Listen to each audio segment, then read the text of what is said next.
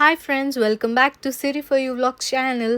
అందరూ ఎలా ఉన్నారు? Hope you all are doing good. And ఈ వీడియో వచ్చేసి అండమాన్ సిరీస్లోని డే 2 అండి.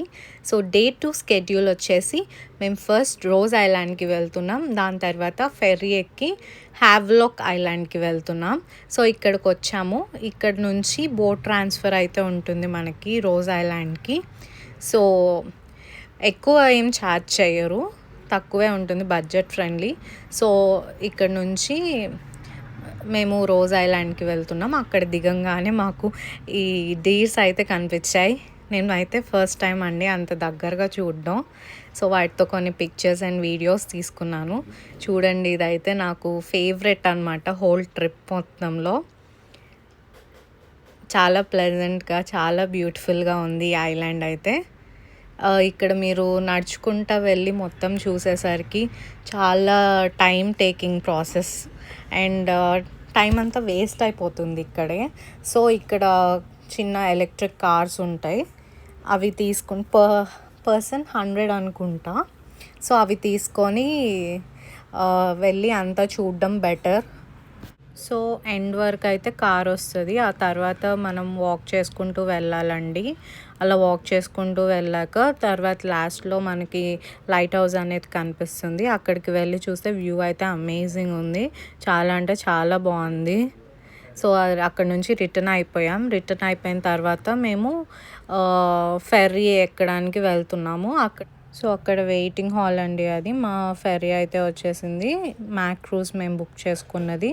సో దాని లగేజ్ అంతా వాళ్ళే చెక్ ఇన్ చేసుకుంటారు, లైక్ ఫ్లైట్ ఎలా ఉంటుందో సేమ్ అలానే ప్రాసెస్ మొత్తం.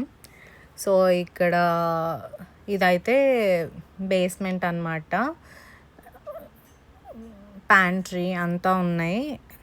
అండ్ తర్వాత పైన ఖాళీ ఉందనేసి మాకు పైన కూర్చోమని చెప్పారు. అండ్ సీట్స్ అయితే చాలా డిఫరెంట్ ఉన్నాయి పైనకి కిందకి. అండ్ రెస్ట్ రూమ్స్ ఉన్నాయి, ఇక్కడ విఐపి లాంజ్ కూడా ఉంది. సో ఇదైతే కొంచెం బాగా కంఫర్ట్ ఉంది. నెక్స్ట్ టైం ఎవరైనా కంఫీగా కూర్చొని వెళ్ళాలనుకుంటే పైన బుక్ చేసుకోండి. ఐ థింక్ ప్రైస్ వేరియేషన్స్ అయితే ఉన్నాయి, సో చూసి బుక్ చేసుకోండి. ఓకే, ఇక్కడ మేము హ్యావ్లాక్ ఐలాండ్కి వచ్చాము. 1.5 hour 1 hour 40 minutes అనుకుంటా ట్రాన్స్ఫర్ వచ్చేసి.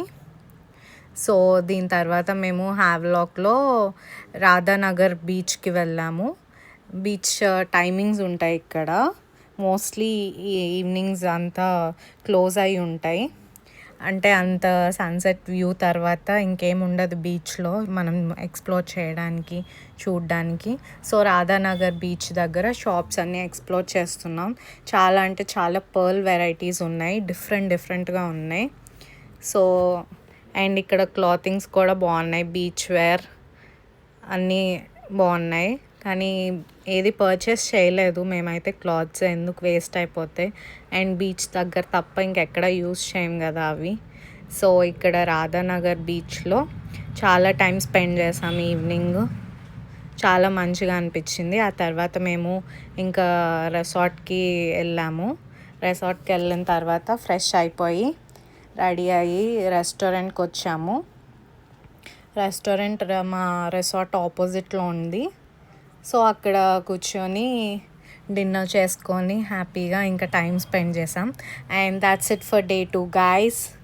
Please do like, share and subscribe to Siri for you vlogs channel. And day 1 video చూడని వాళ్ళు ప్లీజ్ చూసేయండి.